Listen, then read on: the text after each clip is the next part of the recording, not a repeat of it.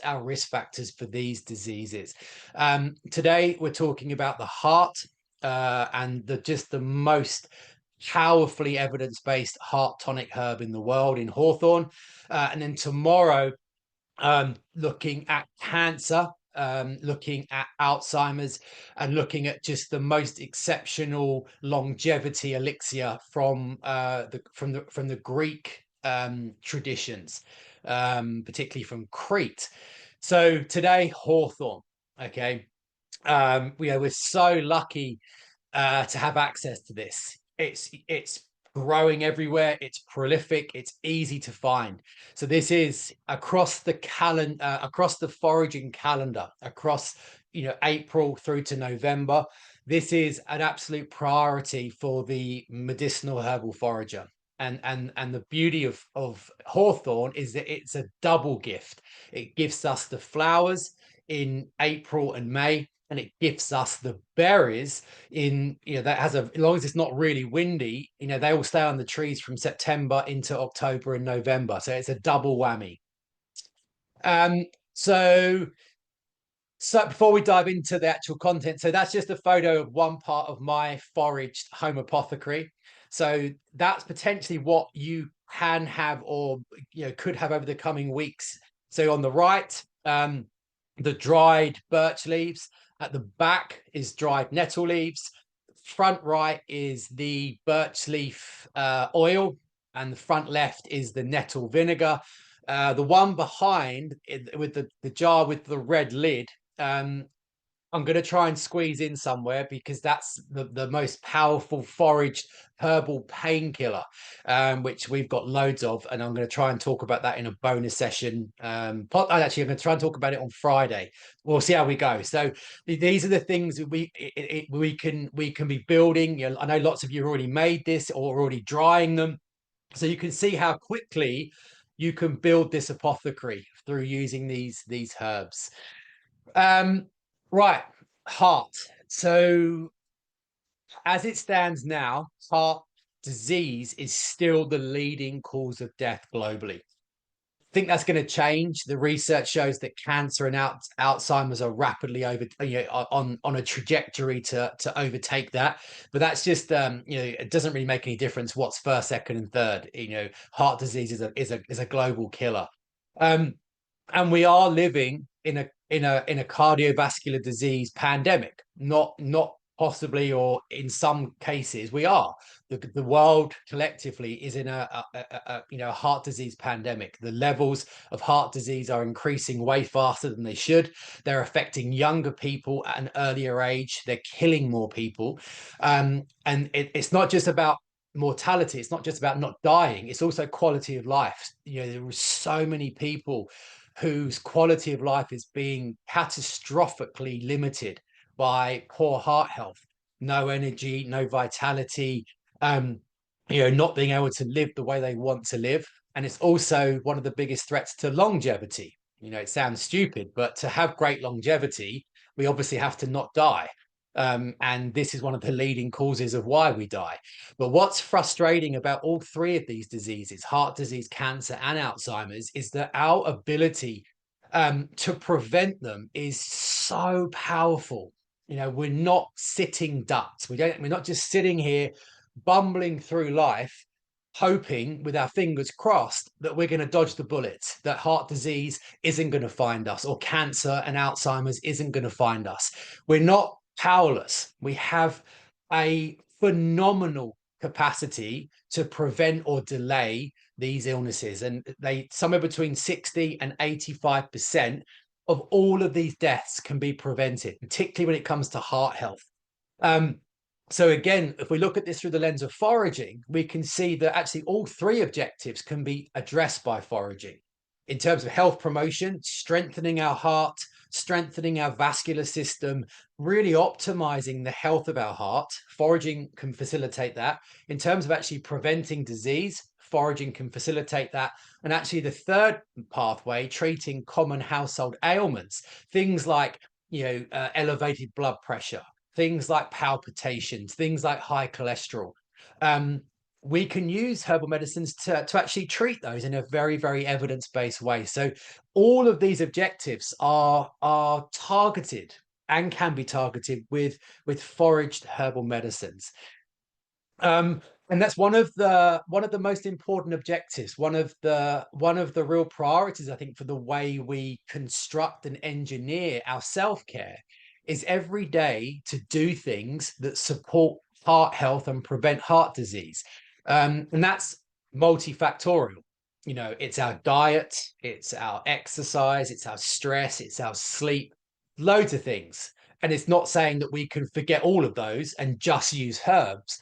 But what it is saying is that alongside a healthy lifestyle, if we add in these kinds of herbs, we get an exponential gain. And um, what's fascinating, so you may have seen in the news I think it was, where are we today? Wednesday. Yes, on Saturday, it was in quite a few of the broadsheets that by 2030, Greece and Spain will officially be the healthiest and most long-lived countries in the world. So Greece is already there, but Spain is rapidly moving towards that. And one of the reasons for that is what we see: very, very low levels of heart disease in particularly in the rural areas, very low cancers, and very low levels of Alzheimer's. Um, and the heart disease profile in these regions are just incredible. And like I said, lots of things that can facilitate that. But one of the things we see a lot is herbal prophylaxis. And every rural community that I have studied or spoken to, the healers and herbalists there, they are using herbal prophylaxis on an almost daily, but definitely weekly basis. So a prophylaxis is a preventative where you use something that has an evidence base to show it can prevent the issue in question. So you get prophylaxis for cold and flu, prophylaxis for arthritis, you get prophylaxis for heart disease. And this plays the long game. If we are using low dose prophylaxes, day after day in foods, in teas, in medicines, in remedies, the more we can integrate it. And that's why Hawthorn's so brilliant, because both the flowers and the berries are equally straddle medicine and food. You can make all kinds of meals and uh, chutneys and sauces from both the flowers and the berries. So you can integrate them into your diet. You can integrate them as medicines. So there are lots of herbs and foods that are prophylactic against heart disease, foods like extra virgin olive oil. But the herbal prophylaxes are incredibly potent, and there are quite a few. And lots of them are forageable with, things like linden flowers from the European lime tree. And I'll be talking about how you can take your journey into foraging to a whole nother level tomorrow, with the foraging calendar and the foraging year and everything else. And one of the herbs we talk about a lot there is linden flowers, from the lime tree, one of the most powerful herbal prophylaxes. Beautiful, beautiful floral herb. And so there's lots of herbs, but none of the herbs compare to hawthorn as a heart tonic. And I mean that, in the broadest sense, in terms of optimizing the heart and arteries, strengthening them, nourishing them, but most importantly, acting in a way that is clinically proven to reduce the risks of disease setting in. And this is one of the most evidence-based herbs in the world. And it's great for us because not only is it obviously free, we can comfortably make enough hawthorn remedies, teas and tonics and syrups and frozen remedies and all kinds of things comfortably to see us through the year without having to buy anything from health food shops or whatever it may be. And the benefit is that obviously we get the flowers now, and the flowers will be around for at least another, depends how hot it is, but at least another 3 to 4 weeks. And then it's only a few more months, and then the berries come out, and we've got those for 3 months. So you get this double spike, which is brilliant. Um, so if we, and I really want to dive into this, because I think if we understand why this is so powerful, it's much more motivating. If we just say hawthorn berry strength, hawthorn flowers and berries strengthen the heart and prevent heart disease, it's great to know, but perhaps not quite so motivating. If we know what actually changes in the body, that knowledge, I think, is incredibly empowering and very motivating. So the clinical, when I was working at the hospital, lots of the research I was involved in was looking at herbal mechanisms in the context of cancer, in the context of arthritis, heart disease, public health. And we conducted really rigorous analyses of the data around hawthorn. And what you can say, firstly, is that this is one of the most clinically tested and clinically studied herbs in the world that has some of the most robust research. And if we look at that research, what we see is a who's who of not getting heart disease. So, for example, as a snapshot, we know unequivocally that when people start using hawthorn regularly, I'm not talking about in clinical medicinal doses, I'm talking about low dose tea, a cup of tea here, a bit of herbal syrup there, some hawthorn chutney there, just simple daily, weekly application. You see a clinically significant impact upon blood flow and circulation, particularly the dilation of blood vessels. So if we can dilate and expand our blood vessels, particularly the coronary arteries, it means we get more blood into the heart, we get more oxygen into the heart, we get more blood into the body, into the organs, more oxygen, more nutrients. And that dilation of the coronary arteries, the arteries that actually supply the heart, that has a profound impact upon reducing the risks of heart disease. Coronary artery disease, congested coronary arteries, it's one of the leading causes of heart attacks, catastrophic, life-threatening heart attacks and strokes and things like that. That also has a really significant impact upon helping us feel young in the European, again, particularly in the Catalan region. They talk about hawthorn as a tree of youthfulness, and it says as we get older in our fifth, sixth, seventh, eighth, ninth, 10th decade, using hawthorn keeps us sprightly. And it should do that, because to feel young, we need really healthy muscles, and healthy muscles need lots of blood and lots of oxygen. Hawthorn helps to deliver that. The second thing it does is it has a profound impact upon actually strengthening the heart as a muscle. And what we know is that when we are regularly consuming hawthorn, it increases the contractile strength of the muscle fibers in the heart. It actually makes the heart stronger as a physical muscle. It's almost like weight training for the heart. And as a result of that, the research shows that when we're using hawthorn regularly, it significantly reduces the risk of things like congestive heart failure, heart attacks, angina, coronary artery disease. And it also means that the heart pumps more effectively. With every pump, you get more blood out, more oxygen out, more nutrients out, which means what? We're delivering more goodness through the body. So for things like energy, vitality, fatigue management, youthful, just vitality, reducing shortness of breath, increasing oxygen levels, all of these things, these are discernible. We're going to experience that in our day-to-day life. It's the single most effective remedy for blood pressure. It is clinically proven without exception to lower blood pressure. There are clinical studies that have shown that hawthorn is the same level of effectiveness as certain prescription anti-hypertension medicines like amlodipine. And it does that because it's brilliant for widening, dilating again the arteries in the body. So this is point three is the big one for me.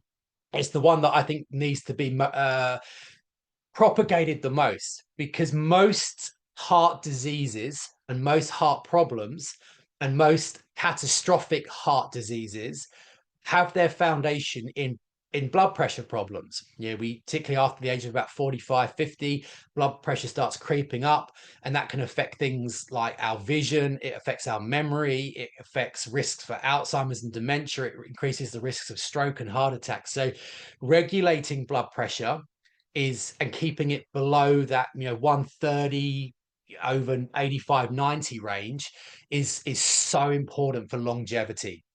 And again, you look at the research into Greece, into southwest France, northern Spain, where these incredibly long-lived people, and you look at people in their 60s, 70s, 80s, and 90s, one of the biggest consistencies in their body is they have very well-regulated blood pressure. They're not on, very rarely are they on blood pressure medication. You've got an 80-year-old who's got a blood pressure regulation that you would expect in a 40-year-old in Britain. And it's because, yes, their diet is good, they're moving a lot, but they're also almost all using herbal remedies. They particularly hawthorn. So that's the big one. The fourth one is that it is a very, very powerful anti-inflammatory, which you can actually use for other inflammatory problems. So if you've got things like arthritis, if you've got inflammatory bowel diseases, any inflammation, hawthorn's going to help.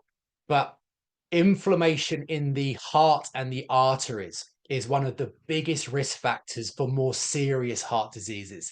And if we can put a lid and lower that simmering inflammation in the inside of the artery walls in the heart, there's the new wave of research is showing that that reducing that simmering inflammation is so predictive of a longer, healthier lifespan.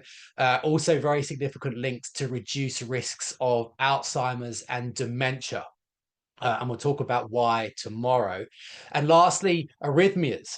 So many people suffer with palpitations, arrhythmias, racing hearts, breathlessness. Hawthorn helps to stabilize the electrical charges in the heart and the rhythm of the heart. So to keep a nice, steady heartbeat, which is really important for, again, energy and vitality. This is key.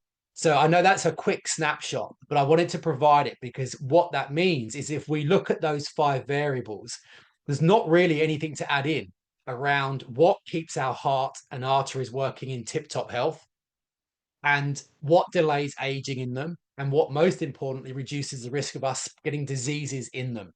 And this is all through something that is free, that is easy to find, and a pleasure to use. This is not difficult, it's not unpleasant, it's not invasive. This is so powerful.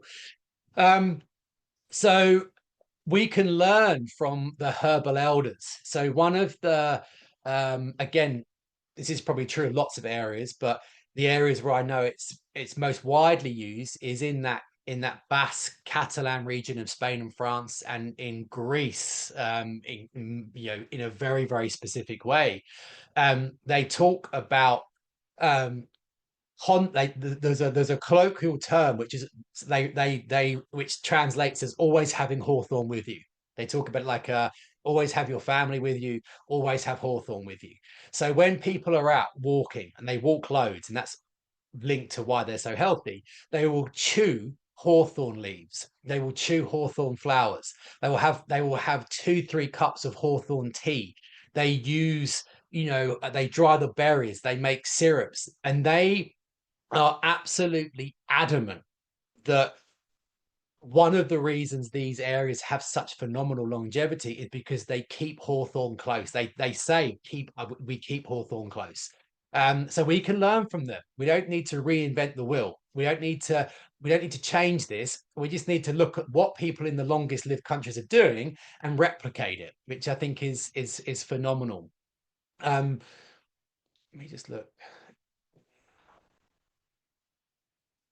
Everyone still hear me okay? Sound good? Signal good? Okay, good. Right, so thank you guys for letting me know. Before we get to the remedy, I just want to talk about herbal synergy and herbal alchemy again. Remember was it Monday? We spoke about herbal alchemy, that if you've got one evidence-based herb and you use it, you get all the benefits. If you have a second evidence-based herb or food and you use it, you get all of the benefits. But if you combine them together, you get the benefit of the one, benefit of the second, and a benefit that doesn't exist in either, but only arrives by combining the two. And when we're using Hawthorn, um, we really need to be mobilizing herbal alchemy, this synergistic response. And that's not to say all of the time. Hawthorn flower tea, that's just one herb. You can add other herbs. You could add rosemary or thyme or sage or whatever herbs you've got in. So we haven't always got to complicate it. But for this remedy, the Healthy Heart Hawthorn syrup, I know of no other remedy that contains an equivalent volume of vitamins, minerals, and phytonutrients that are clinically proven to optimize heart health and suppress the mechanisms of heart disease. And there's two versions. There's the version that uses flowers, which we'll talk about today because they're in season. And there's another version which uses the berries, which come into foraging season in late summer and early autumn. And that one, berries have a wider application. So tomorrow, again, I'll talk about diving deeper into this and how we can travel along this journey in a more powerful way. But when it gets to hawthorn berries, we're looking at things like hawthorn berry leather, hawthorn berry ketchup, hawthorn berry chutney, hawthorn berry tinctures and teas and syrups and elixirs, and so there's even more application, but this one is beautiful. It is absolutely beautiful. And the reason it presses into service the synergy is that it combines with goji berries. You don't have to use them. So if you don't like goji berries, or you haven't got them, or you don't want to buy them, you can make it exactly the same, just without the berries. But the reason I put there on the second bullet point is that they're key, is that goji berries are, again, clinically proven as a heart tonic food, or well, it's a herb, as a herbal medicine. Um, but what's so powerful is that it works on different mechanisms to hawthorn. So you've got the hawthorn doing everything it does. You've got the evidence-based impacts of goji berries doing what it does, and then they meet in the middle to get this herbal alchemy, this synergistic response. And goji berries have got some of the highest levels of antioxidants in the world, and they're antioxidants that specifically work on the heart and vascular system. And just having a handful of goji berries every day or so is on its own clinically predictive of reduced rates of heart disease. So you combine hawthorn with gojis, and suddenly you're in a very, very hallowed place. Then you can add other herbs. You could add rosemary. If you've got a garden and you've got rosemary or sage or thyme or lemon balm or marjoram or any common Mediterranean culinary herb, they can go in. They're all beneficial. They're antioxidants. They're anti-inflammatories. Rosemary is a circulatory stimulant, so it increases blood flow. So you could omit these. So if you've only got hawthorn, you haven't got goji berries, you haven't got rosemary, you can just use that. But if you can go a little bit further and add in a little bit more, you get that synergistic impact. So hawthorn flowers, goji berries, not many, any garden herb, some fresh ginger if you can, because one, it gives it a really lovely zingy kind of taste, and two, ginger is a vasodilator, so it opens up the arteries, so it's helping to spread everything. Just water, some raw honey, brandy, which is optional depending upon how long you want to preserve it for. And all you need to do, so what I do is I make up a big jar, which stick in the fridge, and if I add the brandy in because it's such a small dose, and that will last months. But I also freezer load in ice cube trays. So what you can do is just pop one out, pour over boiling water, and you've got an instant tea. So there's and all of the instructions for making this, again, will be uploaded to the resource page well, in an hour or soon today. And it's a bit longer than the previous remedies because you have to simmer all the herbs together, but it's not difficult. There's nothing complicated about it. And having that in your apothecary is, I think, a must have. It absolutely is. The next benefit is that if you're going to go out and forage for hawthorn flowers, it makes sense to get another bag purely to dry them, because in 3 or 4 weeks they'll be gone, and they'll be gone for another year. So if you've got a load of the syrup made up and you've got it in jars and you've frozen it and whatnot, that's brilliant. But if you've got a big kilner jar filled with dried flowers, it means you can use those and over the coming months when it's not in season to make, there's brilliant recipes for things like hawthorn flower herbal honey as a herbal bath. It's brilliant. I'll talk about herbal baths tomorrow. So you can make loads of remedies once it's out of season. So this is a herb that I would always say dry, have a jar dried. Um, you can always buy it, if you're here because you like all these ideas, but you're not actually big on foraging. You can obviously go online and buy hawthorn flowers dried, but given that they are everywhere right now, it makes sense to pick them. And that just leads me finally to talk about how to find them. And the easiest way to find them right now is that they are almost certainly the only bright white flower in the hedgerows all around you, because the blackthorn blossom, which comes first, which looks very similar, is now almost all gone.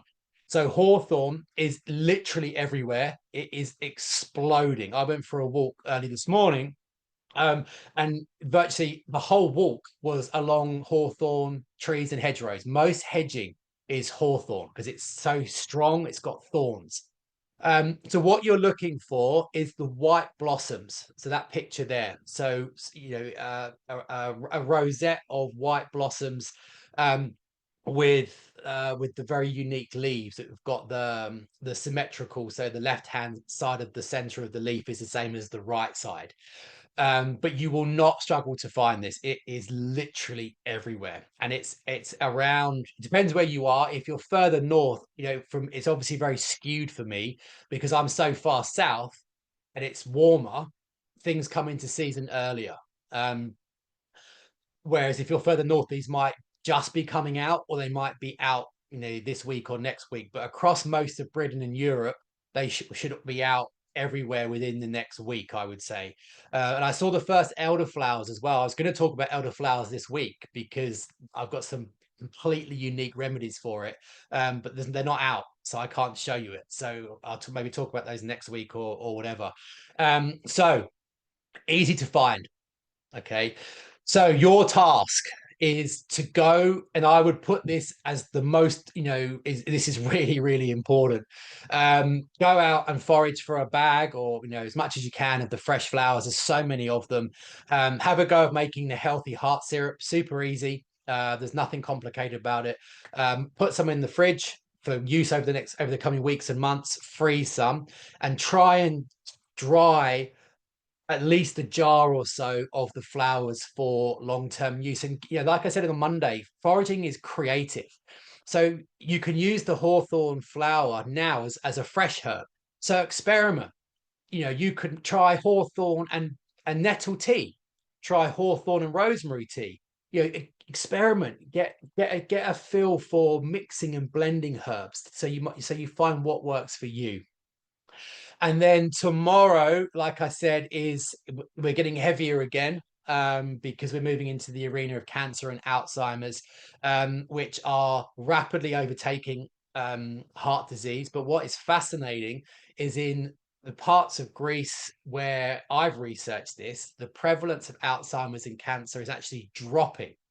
So the prevalence in these regions is less than 20%, whereas in our country, it's over 70%. So that's a huge gulf. And I want to talk about what is officially regarded as probably one of the most powerful cancer preventing herbs in the world, evidentially, and Alzheimer's regulating herbs in the world.